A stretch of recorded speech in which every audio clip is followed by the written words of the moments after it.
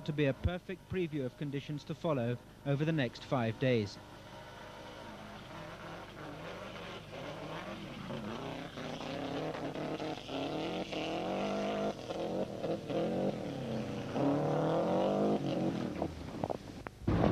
Step in left.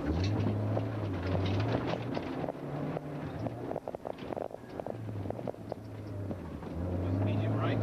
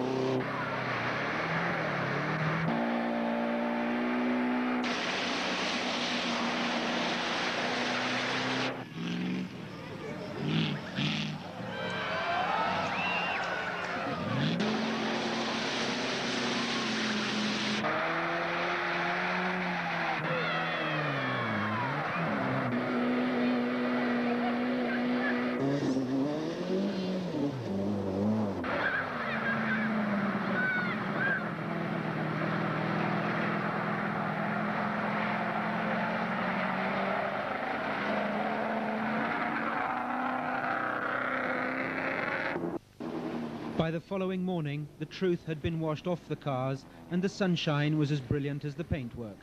No sign of the thunderclouds and the mud that were to make the 1990 Safari one of the toughest events of all time. There were 58 starters of 15 different nationalities, representing an impressive 12 different makes in the main event.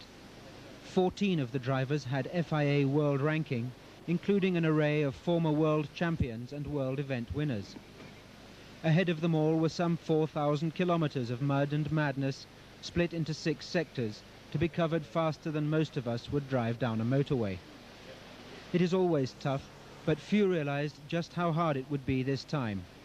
Even the leaders would incur half a day of lateness, and tail-enders who were lucky enough, or unlucky enough, to survive, were more than a day slower than that, sometimes driving for 18 hours without a stop.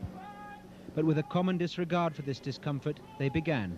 First, the Subaru legacy of Markku Alén and Ilkka Kivimäki, which shot into an immediate lead. Then the Lanciers, Miki Biasion and Tiziano Siviero, heading for a hat-trick.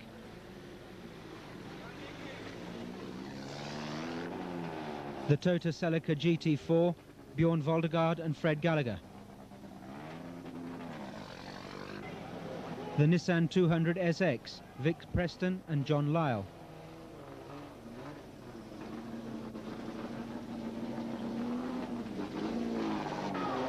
Make number 5, the Audi of Rudi Stoll and Reinhard Kaufmann. Patrick Njiru and Dave Williamson in the Group N Subaru Legacy. Guy Kolsul and Aslam Khan in the rival Group N Mitsubishi.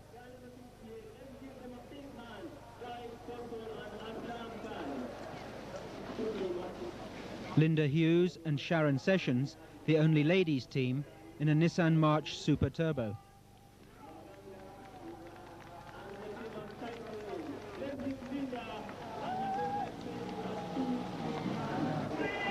Jimmy Khan and Amolak Hunjan, their Subaru would retire and become a chase car for the main team.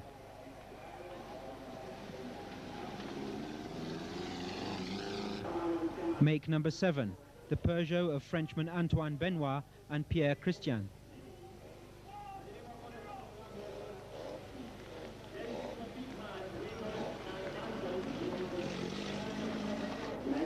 Chris Angel and Quentin Thompson in a standard and locally made Nissan Sunny, the least powerful but by no means the least capable car in the event.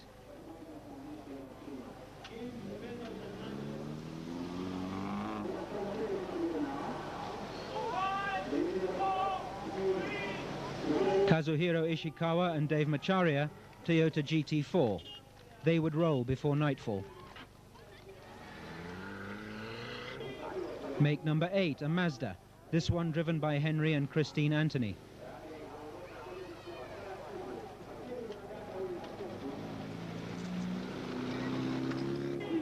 Make number 9, a Volkswagen Golf, Arjun Ruzaik and Pritpal Singh using a forward gear this time. Make number 10, the Suzuki of the Zimmermans, looking a little short of ground clearance.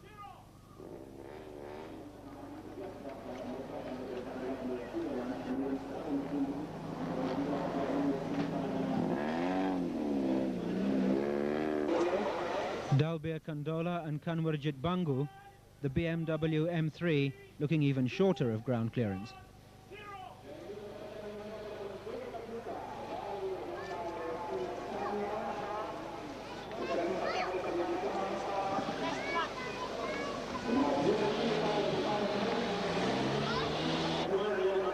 Nizar Malik and Charles Canoche, their Subaru would retire after one section.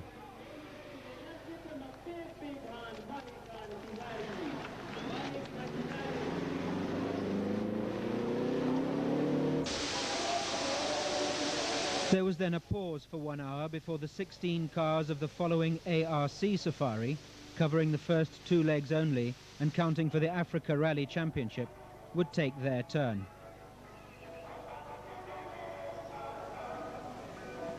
This event was for cars that did not conform to World Rally Championship specifications. Daljit Chagar and Rajpal Devgan in the old Group B Opel Ascona 400. Glenn and Phil Matthews, hot favourites for victory in their Range Rover. Don Smith and Graham Shaw, Range Rover, looking as if they expect to be back home in time for dinner.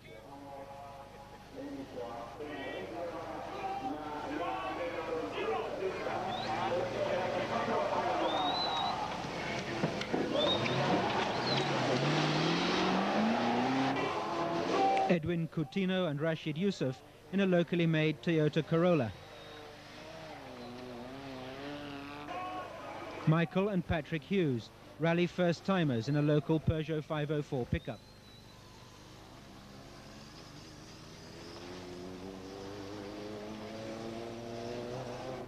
By the time the last ARC cars left, the rally leaders were already in the tighter hills in similar sunshine. But the roads were still very wet and rough, the rivers high, and the storm clouds gathering as the first 700-kilometre leg, 12 hours or more non-stop, headed east from Nairobi. The route first went through the Machakos Hills tracks, across the bumps and bogs, to a reroute round a flooded road at Kitui. A slippery sprint to the main Mombasa road at Kibwezi. Tarmac respite and some service time to Ndi, and then the terrible Titers, which would take their toll on the best of days, but on this night harboured a mud hole that would almost cut the field in half. The planned route via Taveta and Loitokitok was flooded, so cars were rerouted through Savo to the Chulu Hills,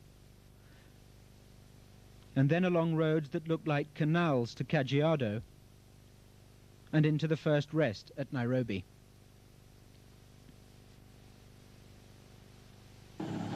Marco Allen went blasting into the lead, showing the Subaru Legacy's performance, if not yet proving its strength.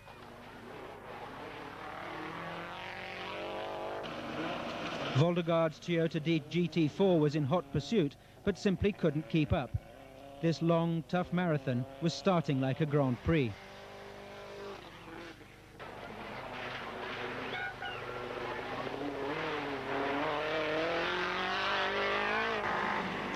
Kenya champion Ian Duncan rocketed into third place and often traded fastest times with the two world champions just in front of him.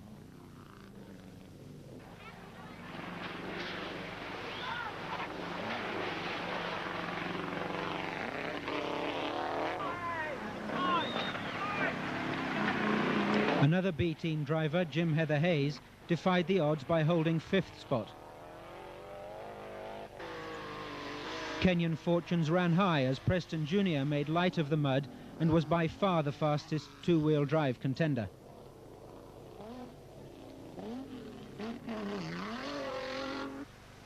There's no telling whether the all-conquering Lanciers were swept aside or simply caught by surprise in this opening attack. But multiple world champion wasn't even in the top 10.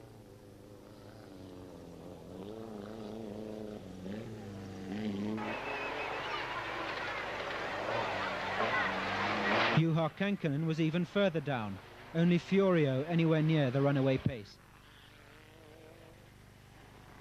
Even in terms of cautious tactics, Kirkland's Legacy was trailing way back.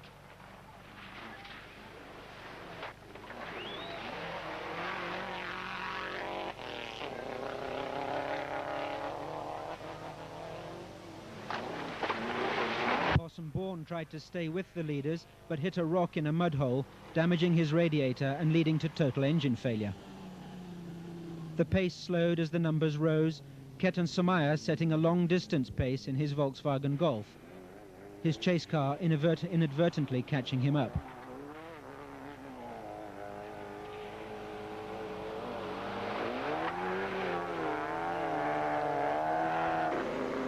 Giant Shah's Nissan 200 SX would retire before Kibwezi with suspension failure. David Anunda and Johnson Kinyanjui in the first of a fleet of Toyota Truenos, glad of firm roads and clear skies for the time being.